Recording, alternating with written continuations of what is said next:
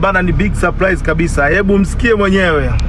Yo, wananiita mkali kati wakali na ni mkali zaidi wakali Tanzania Pasha, mtoto wa Mtwara. Nimekutana na mtoto wa Mwanza.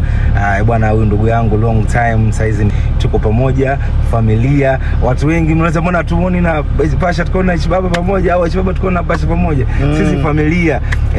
Mtuoni mtandaoni lakini tunakaa vikao vya kifamilia kabisa. Kwenye shida na raha, kwenye mashauriano, kwenye mipango na kila kitu kabisa. So niko na ndugu yangu hapa, tunawasabai, tunaambia bado tupo pamoja.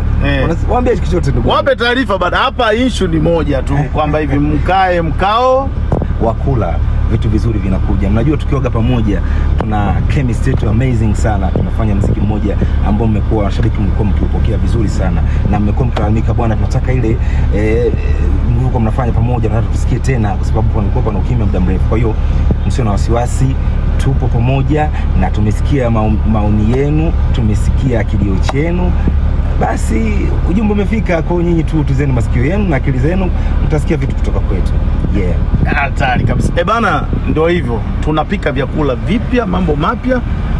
Mashabiki zetu najua mnasema jamani, combination ile penzi unalonipa mimi sijitambui niso hatari sana. Bana, mambo yanakuja. Kwa hiyo mimi niko nawakumbusha tu kwamba